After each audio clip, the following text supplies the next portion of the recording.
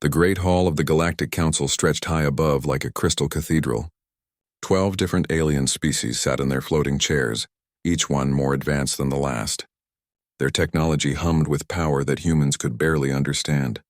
Energy shields flickered around some delegates while others appeared as pure light held in the shape of beings. Admiral Jake Morrison stood alone in the center of the hall.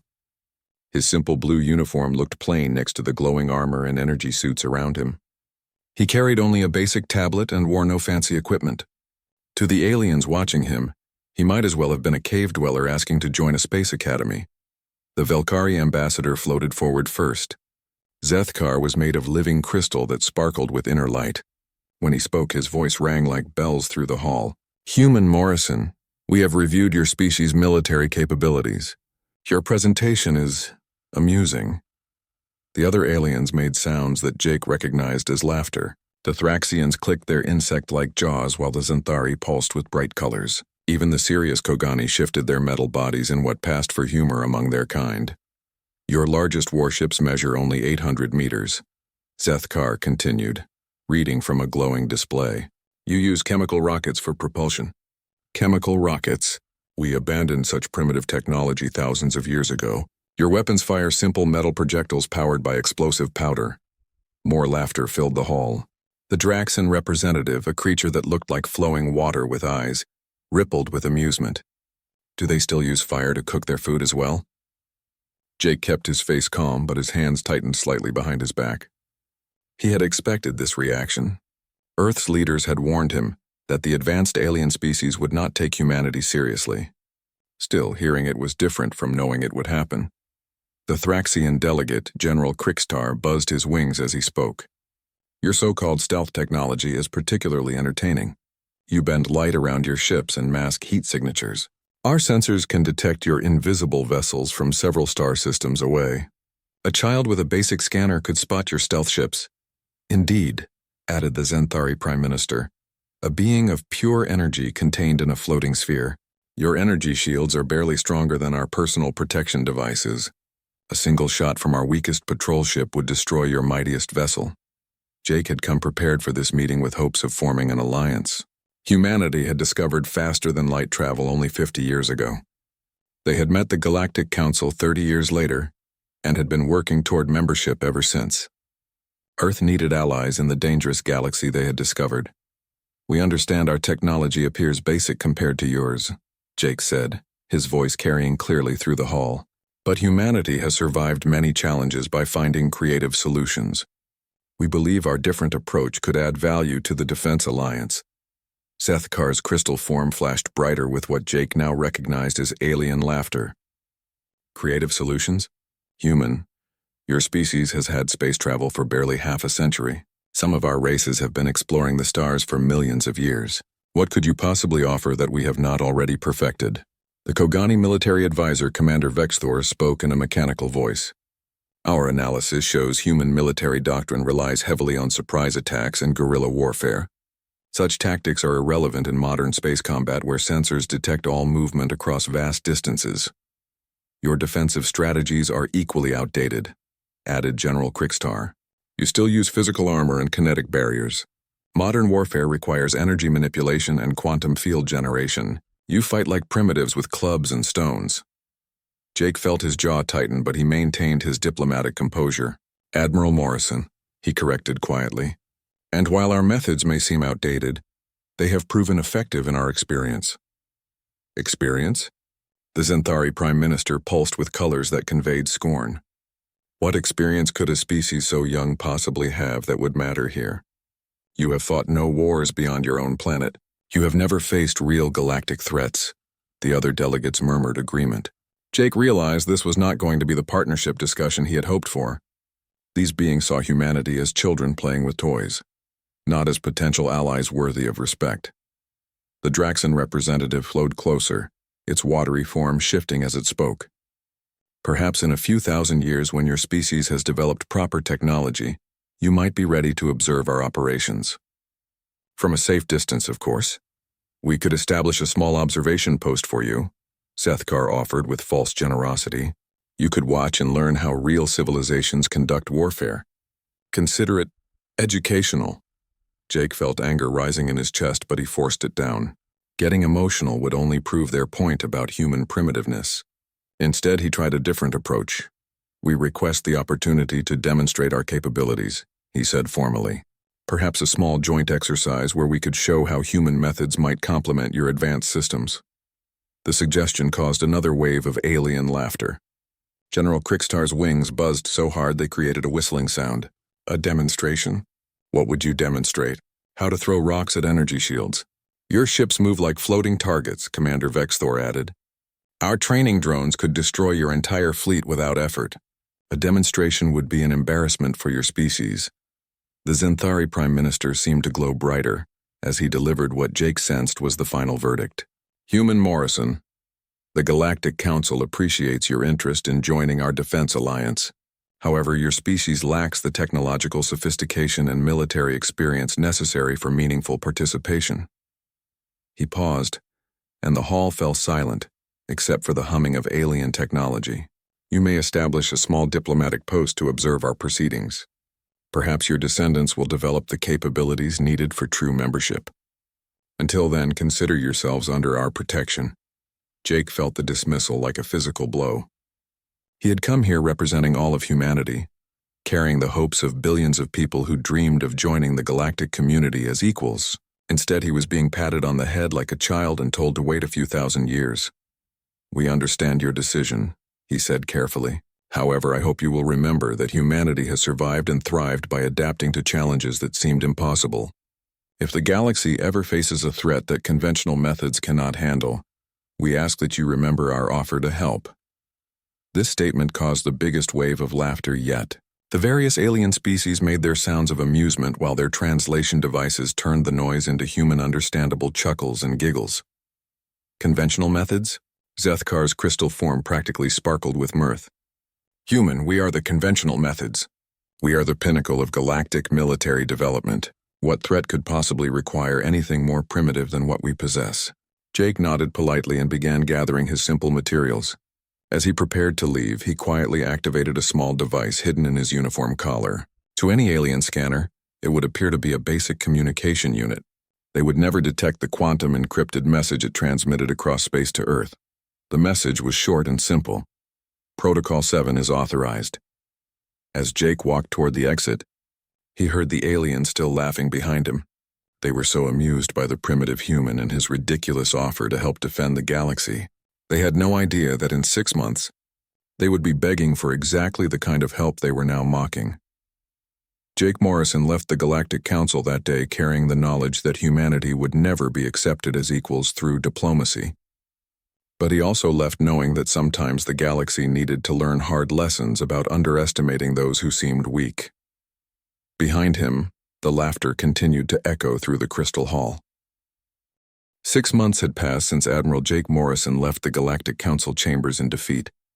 The alien species had returned to their normal lives, confident in their superior technology and ancient wisdom. They had forgotten about the primitive humans and their amusing offer to help defend the galaxy. Then the sensors started screaming. Lieutenant Commander Amy Patterson sat in Earth's deep space monitoring station, hidden in the asteroid belt beyond Pluto.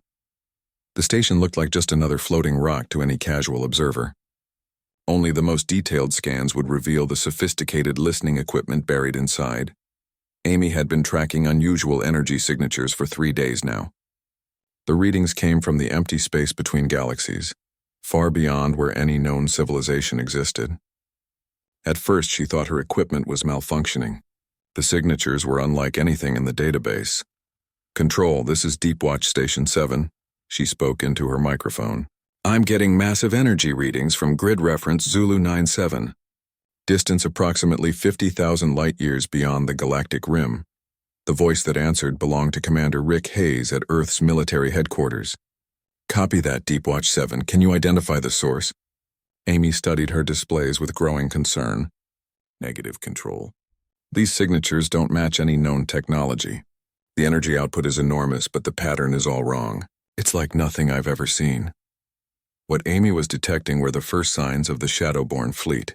The creatures had been traveling through the void between galaxies for thousands of years, searching for new sources of energy to consume. They had finally detected the rich energy signatures of the Milky Way galaxy and were moving to investigate. The Shadowborn ships were not built like normal vessels. They were grown, living creatures the size of space stations. Their dark hulls absorbed all forms of electromagnetic radiation, making them appear as moving holes in space. They fed on energy the way other creatures fed on food, and they were always hungry. The first scout ships emerged from hyperspace near the outer rim colonies. The Tarlaxian mining station on Kepler 442b detected them first.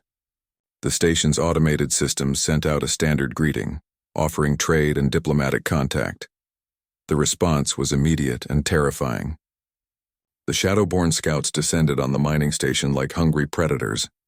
They opened their mouths, revealing inner organs that glowed with absorbed energy, and began draining every power source they could find. The station's fusion reactors died first.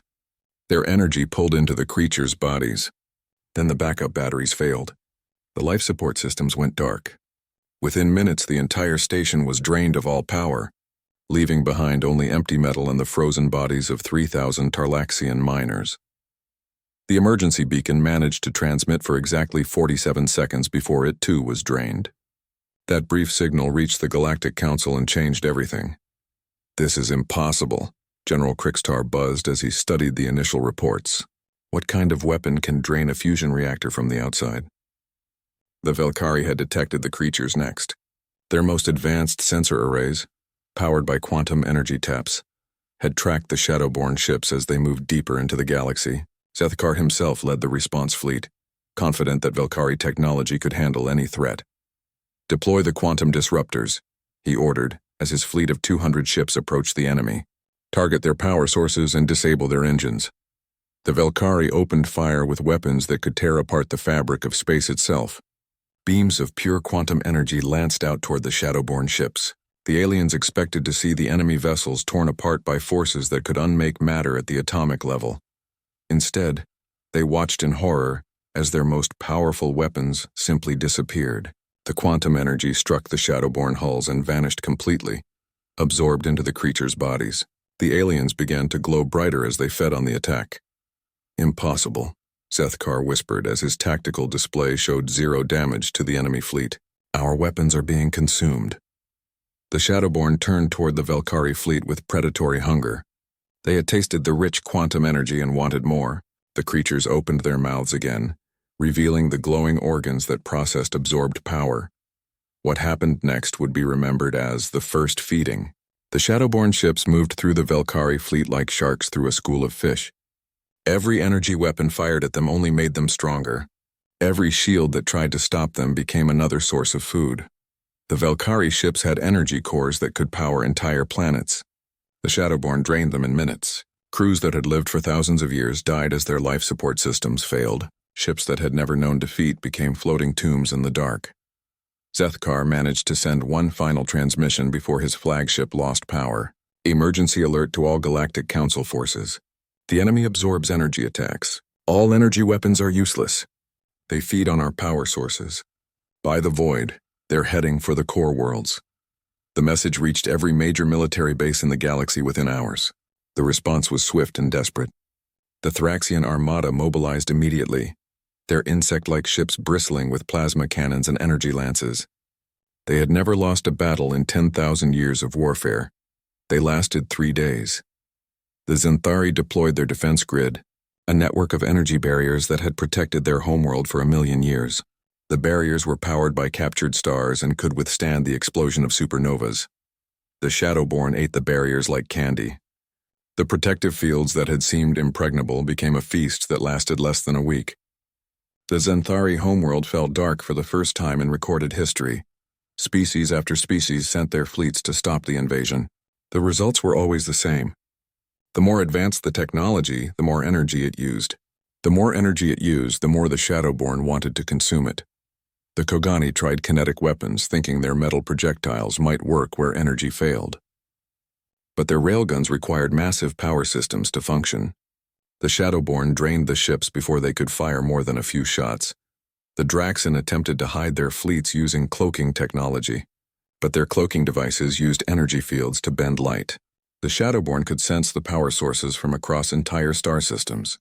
Every conventional military strategy failed. Every advanced technology became a liability.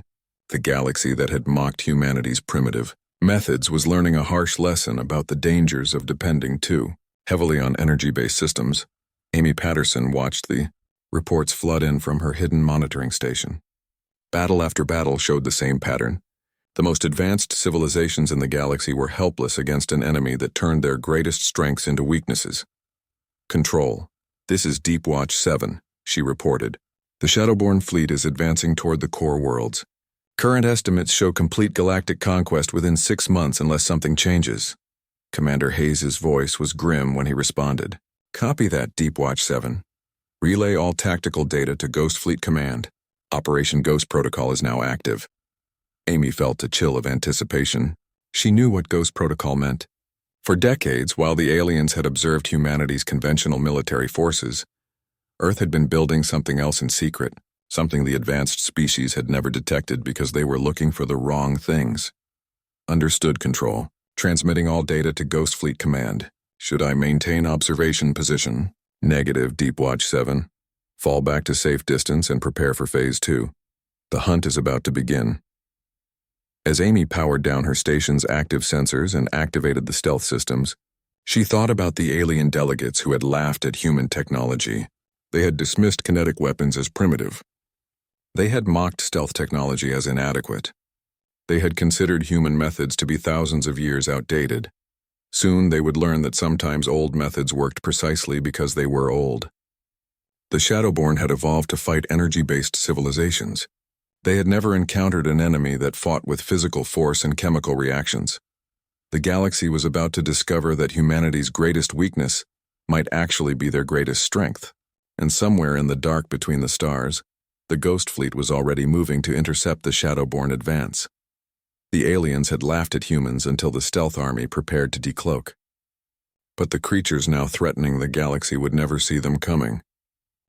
Deep beneath the Pacific Ocean, in a facility that appeared on no official maps, General Chris Martinez stood before the largest holographic display ever constructed by human hands.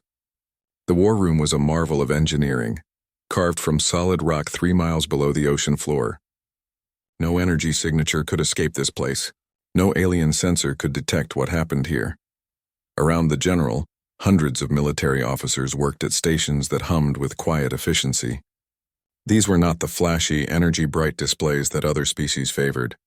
Human technology in this room was built for one purpose: complete invisibility. Report, Martinez ordered as he studied the holographic galaxy map. Red markers showed Shadowborn positions advancing toward the core worlds. Blue markers showed the last known positions of alien defense fleets. Most of the blue markers were already gray, indicating destroyed or disabled forces. Captain Lisa Rodriguez approached from the communications station. Sir, we've received final confirmation. The Thraxian Armada is gone. The Xanthari defense grid has fallen. Estimated galactic military losses are now at 78% and climbing. Martinez nodded grimly. The galaxy that had mocked humanity was dying exactly as his strategists had predicted. The advanced aliens had built their entire military philosophy around energy manipulation and quantum technology. Against an enemy that fed on energy, they were helpless. What about our assets in the field? He asked. Ghost Fleet units are in position throughout the combat zones, Rodriguez reported. They've been shadowing Shadowborn forces for 3 weeks. The enemy has shown no awareness of our presence. Of course they haven't, Martinez said with quiet satisfaction. They're looking for energy signatures. We don't have any. The Ghost Fleet was humanity's greatest secret and most dangerous weapon. While aliens had focused on building bigger energy cannons and stronger quantum shields, humans had perfected something far more valuable: the ability to become completely invisible. Captain Nick Barnes commanded the USS Phantom, flagship of the Ghost Fleet. His ship drifted silently through space near the Kryn system, watching a massive Shadowborn force prepare to attack the last major alien fleet. To any observer, the area around the Phantom appeared to be empty space. The ship itself was a masterpiece of stealth technology. Its hull was covered in metamaterials that absorbed all electromagnetic radiation. Its engines produced no heat signature. Its power systems generated no detectable energy fields. Even its crew moved through specially designed corridors that eliminated all vibration and sound. Status report, Barnes whispered to his bridge crew. On Ghost Fleet ships, all communications were conducted in whispers or hand signals. Loud noises could be detected by sensitive alien equipment. Commander Danny Wright, the ship's sensor officer, checked his passive instruments. Target fleet holding position around the fourth planet. Count shows 47 Shadowborn vessels, largest one measuring 3 kilometers. Local alien defense force consists of 83 ships under Velkari command. Barnes studied the tactical display. The alien ships were arranged in a standard defensive formation, their energy shields glowing bright enough to be seen from orbit. They looked impressive and powerful. They also looked like a feast to creatures that fed on energy. Any signs the enemy has detected us? Barnes asked. Negative, sir. Shadowborn sensors are still focused entirely on the alien fleet. They show no awareness of any other presence in the system. That was exactly what Barnes had expected. The Shadowborn had evolved to hunt energy using civilizations. Their senses were perfectly adapted to detect power sources, electromagnetic emissions, and quantum field fluctuations. But they had never encountered an enemy that produced none of those things. Human military doctrine had developed along completely different lines than alien warfare. Where other species built bigger guns and stronger shields, humans had learned to hide. Where aliens created more powerful energy weapons, humans perfected kinetic projectiles. Where other races focused on overwhelming force, humans mastered surprise attacks. The result was a fleet that could move through space like ghosts. Human ships used chemical rockets that produced no energy signature. They fired tungsten projectiles powered by simple explosives. They communicated through quantum-entangled particles that left no trace. They were invisible, inaudible, and completely undetectable to any known scanning technology. Signal from Ghost Fleet Command. Wright reported quietly. Operation Silent Thunder is authorized. All units are cleared to engage. Barnes felt a cold smile cross his face. For weeks, he had watched Shadowborn forces slaughter alien fleets while remaining completely unaware of the human ships tracking their every move. The creatures had grown confident and careless, used to facing enemies they could see coming from light years away. Pass the word to all ghost units, Barnes whispered. Attack pattern Delta 7. Target the largest vessels first. Remember, we are not here to save the aliens. We are here to show the galaxy what human warfare really looks like. Throughout the Kryn system, 50 invisible human ships received their orders and began moving into attack positions. The Shadowborn continued to focus on the alien fleet ahead of them, completely unaware that they were about to be surrounded by enemies they could not detect. The USS Wraith, under Commander Beth Taylor, positioned itself directly behind the largest Shadowborn vessel. The creature was massive, a living ship that could swallow space stations whole. Its dark hull pulsed with absorbed energy from previous battles. Railgun loaded with tungsten penetrators, her weapons officer reported in barely audible tones. Range is optimal for maximum kinetic impact. Target locked, whispered the targeting specialist. Solution ready. Commander Taylor raised her hand, then dropped it sharply. The Wraith's main railgun fired a series of dense metal projectiles at a significant fraction of light speed. The tungsten rods contained no electronics, no energy source, no power signature. They were simply extremely hard metal moving extremely fast. The results were devastating. The kinetic energy of the projectiles tore through the Shadowborn's organic hull like bullets through tissue. The creature had never encountered weapons that caused physical damage instead of energy drain. Its body, adapted to absorb power, had no defense against simple kinetic force. The massive Shadowborn ship shuddered as tungsten rods punched completely through its body. Internal organs designed to process energy were shredded by metal moving at relativistic speeds. The creature's death scream was a psychic wail that every sensitive being in the system could feel. But the alien observers had no idea what had killed it. Their sensors showed no weapon discharge, no energy signature, no attack of any kind. One moment the Shadowborn ship had been advancing toward them. The next it was dying from wounds that seemed to appear from nowhere. What happened? Admiral Zekthara demanded from his flagship.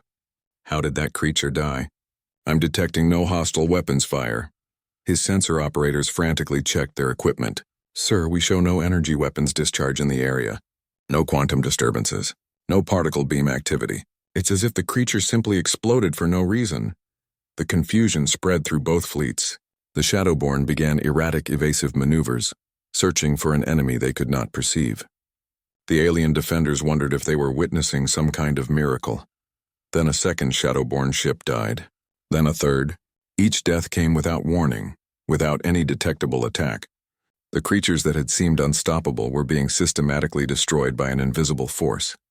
Captain Barnes watched the chaos from the Phantom's bridge. All units continue the attack. Target their engines and command sections. Make them afraid. The Ghost Fleet struck with surgical precision. Invisible ships surrounded individual Shadowborn vessels and opened fire with weapons the creatures had never encountered. Chemical explosives blew apart organic hulls. Kinetic projectiles shattered the internal organs that processed absorbed energy.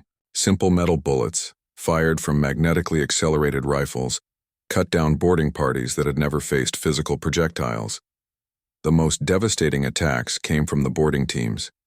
Human soldiers in stealth suits used chemical rocket packs to cross space invisibly. They attached to Shadowborn hulls using magnetic grapples and cut their way inside with plasma torches that operated for only seconds at a time. Once inside, the soldiers used weapons that no advanced alien would have carried: gunpowder-powered rifles, chemical explosives, and steel blades. The Shadowborn creatures inside their own ships found themselves facing enemies that seemed to appear from nowhere and killed with methods that bypassed all their natural defenses. Sergeant Kevin Walsh led his team through the corridors of a dying Shadowborn ship. The organic walls pulsed with stored energy, but the creatures inside had never learned to fight enemies that used kinetic weapons. "Remember," he whispered to his soldiers, "these things absorb energy attacks, but they bleed just fine when you shoot them with regular bullets." The assault teams moved through the ship like deadly phantoms. They used no energy weapons, no powered armor, no advanced technology that could be detected or absorbed. They were simply well-trained humans with reliable equipment, fighting an enemy that had never encountered their methods. The news of the impossible victory in the Kryn system spread across the galaxy, faster than light itself. Quantum communication networks carried the unbelievable reports to every major world and station. 47 Shadowborn ships had been destroyed by an enemy that no one could see, detect, or identify. In the crystal halls of the Velkari homeworld, Zethkar studied the sensor recordings for the 100th time. The data showed Shadowborn vessels simply exploding without any detectable cause. No energy weapons, no quantum disturbances, no particle beam signatures. The creatures that had terrorized the galaxy were killed by something that left no trace. "It makes no sense," Zethkar said to his military advisors. "What kind of weapon system produces no energy signature? How can something destroy a 3-kilometer vessel without leaving any evidence of the attack?" General Vaxter, the Velkari's top military scientist, manipulated the holographic display. "The damage patterns suggest kinetic impact. High-velocity projectiles moving at significant fractions of light speed. But sir, that would require massive energy expenditure to accelerate the projectiles. We should detect that power signature easily. Unless," Zethkar said slowly, "someone has developed a way to generate kinetic energy without detectable power systems." The implications were staggering. For millions of years, galactic warfare had been based on energy manipulation. Quantum cannons, plasma beams, particle accelerators, all weapons that required enormous power sources and left clear signatures. The idea of effective weapons that used no detectable energy seemed impossible, but the evidence was undeniable. Something had saved the alien fleet in Kryn, and that something was still out there. On the Thraxian colony world of Hive 7, the insect-like General Krikstar received similar reports from scattered survivors across the galaxy. 3 more Shadowborn fleets had been mysteriously destroyed in the past week. Each time the pattern was the same: complete annihilation with no detectable attacker. "The creatures fear something now," Krikstar buzzed to his staff. "Our psychic monitoring stations report panic among the Shadowborn forces. They have begun grouping together in larger fleets instead of spreading out to feed." His aide, Commander Zixenal, clicked her mandibles nervously. "Sir, what if this invisible force decides we are also enemies? How do you fight something you cannot see?" It was a question that haunted military leaders across the galaxy. The mysterious force had only targeted Shadowborn so far, but who knew what its true intentions were? Some species began pulling their remaining forces back to home systems, afraid to encounter whatever had been stalking through space unseen.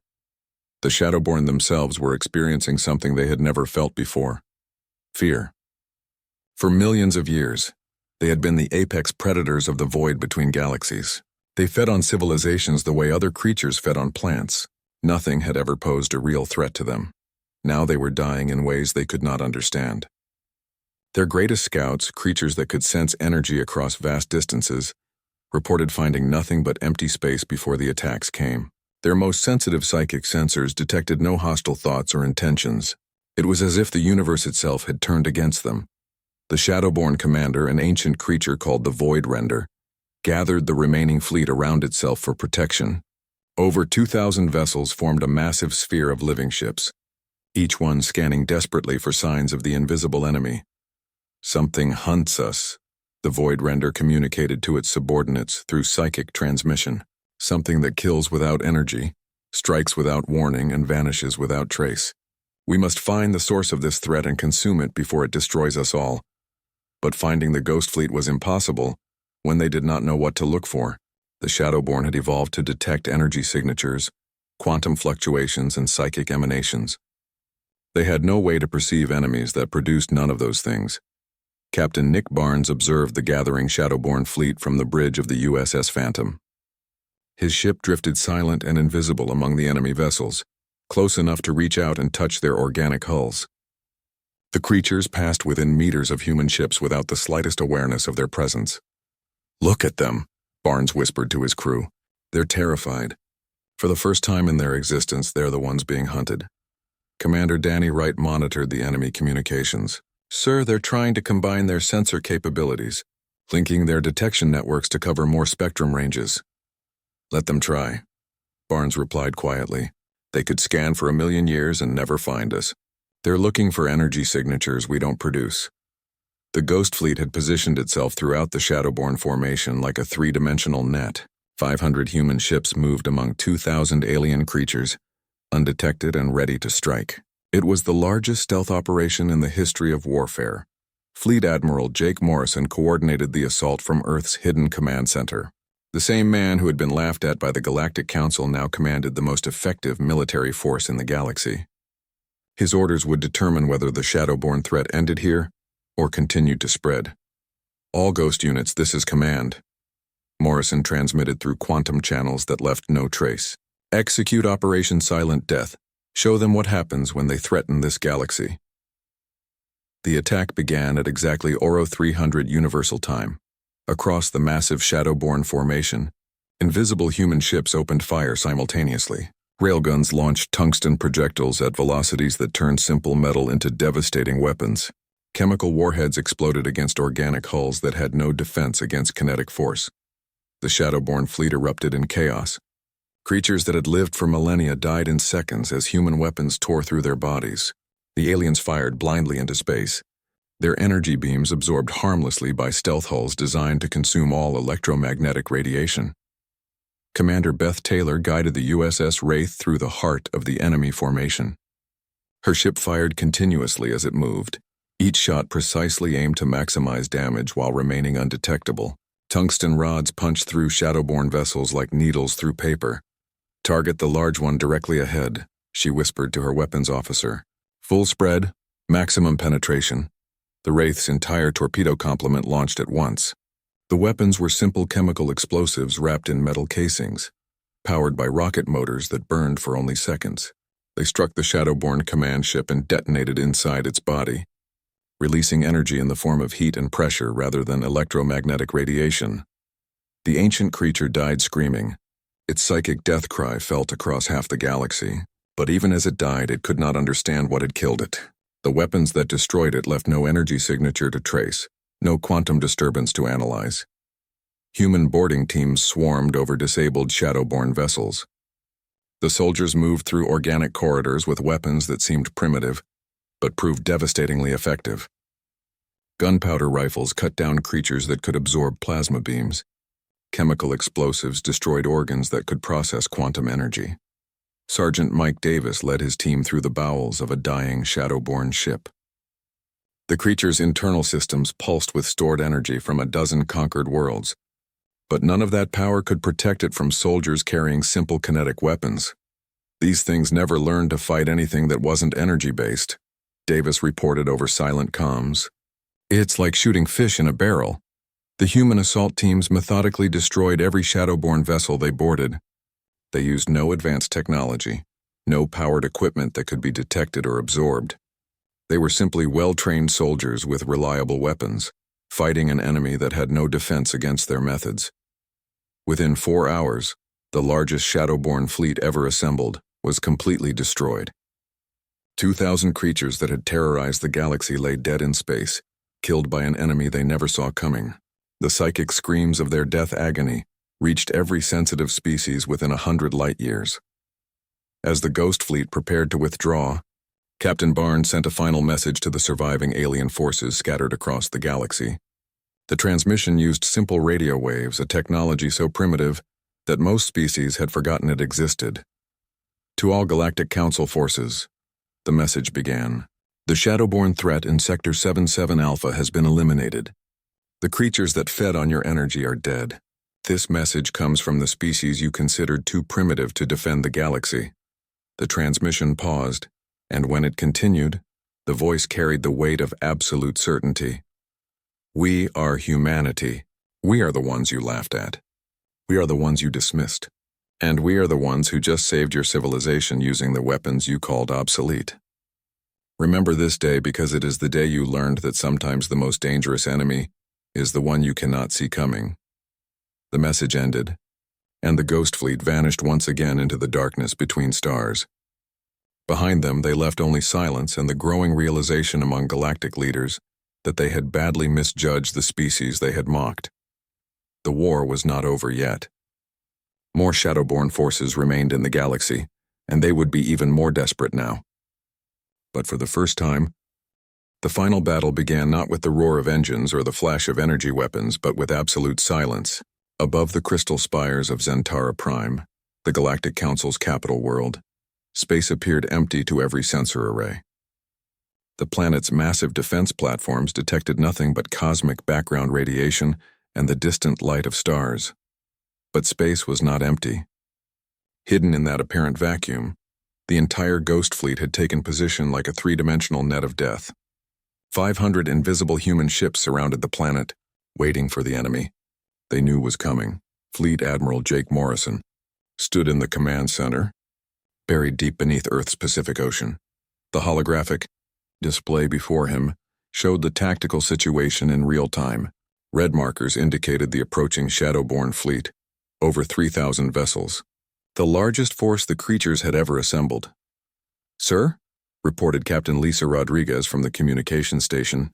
"Long-range sensors confirm the enemy fleet will arrive at Zentara Prime in 6 hours. They're moving in a tight formation, clearly expecting resistance," Morrison nodded grimly. The Shadowborn had learned from their recent defeats. They knew something was hunting them, even if they could not detect it. This final assault would be their desperate attempt to capture a major energy source before whatever was killing them could strike again. "Status of our forces?" Morrison asked. "All Ghost Fleet units are in position around the target world," Rodriguez replied. "Captain Barnes reports optimal spacing for maximum coverage. The enemy will be completely surrounded when they arrive." Morrison studied the display. The aliens on Zentara Prime had no idea salvation surrounded them. Their sensors showed empty space because human technology was designed to be completely undetectable. The Ghost Fleet existed in a realm between visible and invisible, present but unseen. On the planet below, the remaining leaders of the Galactic Council gathered in their crystal chamber for what many believed would be their final meeting. Ambassador Zethkar of the Velkari floated before the assembly, his crystalline form dimmed with exhaustion and fear. "The Shadowborn fleet will arrive within hours," he announced to the gathered delegates. "Our defensive forces have been reduced to 12 ships. Our planetary shields are at minimum power to avoid attracting the creature's attention. We face extinction." The Thraxian representative, General Krikstar, buzzed his wings in agitation. "What of the invisible force that destroyed the other Shadowborn fleets? Have we received any communication from this mysterious ally?" "Nothing," replied the Zenthari Prime Minister, his energy form pulsing weakly. "Whoever or whatever has been hunting the Shadowborn operates completely beyond our ability to detect or contact. We do not even know if they are aware of our situation. The alien leaders sat in desperate silence. They had ruled the galaxy for millions of years, commanding technology that seemed like magic to younger species. Now they were reduced to hoping for salvation from an unknown force that might not even exist. They had no idea that Captain Nick Barnes was listening to every word from the USS Phantom, positioned just above their meeting hall. Human technology had advanced far beyond what the aliens had observed. While they had been perfecting energy manipulation, humanity had been mastering the art of becoming invisible. All units, this is Phantom Actual. Barnes transmitted through quantum channels that left no detectable trace. The enemy is 3 hours out. Prepare for the largest stealth operation in galactic history. Throughout the space around Zentara Prime, human commanders received their orders and began final preparations.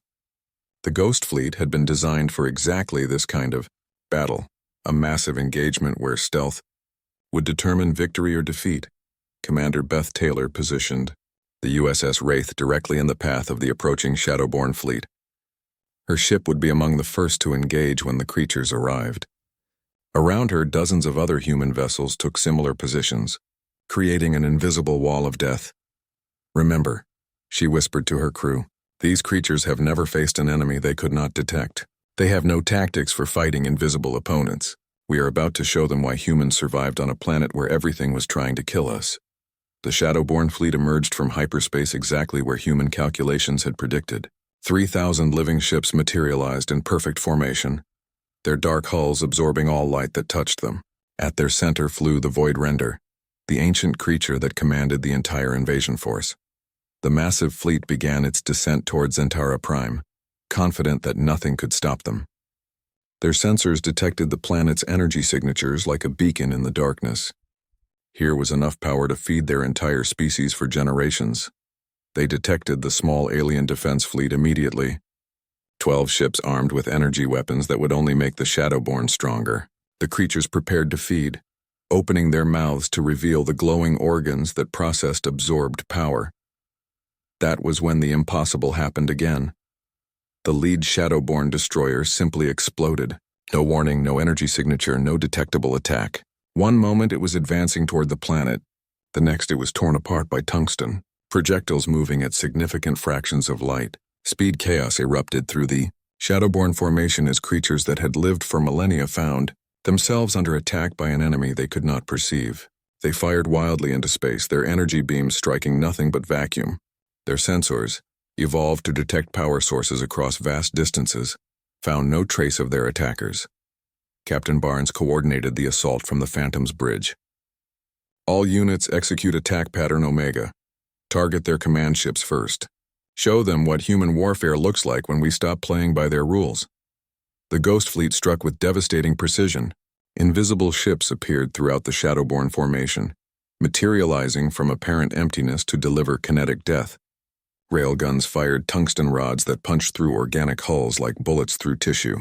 Chemical warheads exploded inside creature bodies adapted to absorb energy, but defenseless against simple kinetic force. The Shadowborn had no tactics for fighting an invisible enemy.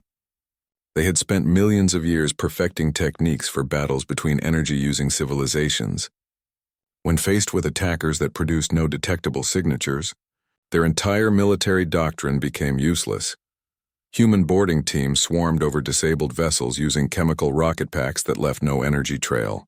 The soldiers carried weapons that should have been obsolete: gunpowder rifles, steel blades, and explosive charges powered by simple chemical reactions. Sergeant David Park led his team through the corridors of the Void Render itself.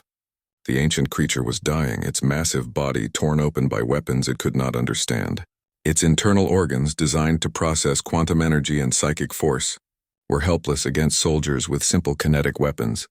"Remember," Park whispered to his troops, "this thing has conquered entire galaxies, but it never learned to fight anything that wasn't energy-based. Today it learns what happens when you mess with humans." The assault teams moved through the creature's body like antibodies fighting an infection. They destroyed vital organs with chemical explosives and cut through organic control systems with metal blades. The Void Render, master of countless star systems, died from wounds that would have seemed primitive to any advanced alien. Commander Danny Wright monitored the battle from his sensor station aboard the Phantom. "Sir, enemy fleet cohesion is collapsing. They're firing at each other in their confusion. Estimated destruction rate is 93% and climbing. Barnes watched the tactical display as shadowborn ships died around him. The creatures that had terrorized the galaxy were being systematically destroyed by an enemy they never saw coming. Their greatest strength, the ability to absorb energy, had become meaningless against humans who fought with physical force. Signal from the planet, Wright reported. The Galactic Council is requesting communication with whoever is conducting this attack. Barnes considered the request for a moment, then made his decision. Open a channel to the Council chambers. It's time they learned who saved them. On Zentara Prime, the alien delegates stared at their displays in shock as the Shadowborn fleet died around their world. 3,000 creatures that had seemed unstoppable were being slaughtered by an invisible force. Ambassador Zethkar's crystalline form trembled as he tried to process what he was witnessing. Then a voice spoke from the chamber's communication system. The accent was unmistakably human, calm and professional despite the massive battle raging overhead. Galactic Council. This is Fleet Admiral Jake Morrison of the Terran Defense Force. You may remember me as the primitive human you laughed out of this chamber 6 months ago. Stunned silence filled the crystal hall. Every delegate remembered the simple man in the plain uniform who had offered humanity's help in defending the galaxy. They had mocked him, dismissed his species as too primitive to matter. The Shadowborn threat to this system has been neutralized, Morrison continued. 3,000 enemy vessels have been destroyed by weapons you considered obsolete. Your civilization has been preserved by the species you deemed unworthy of membership in your alliance.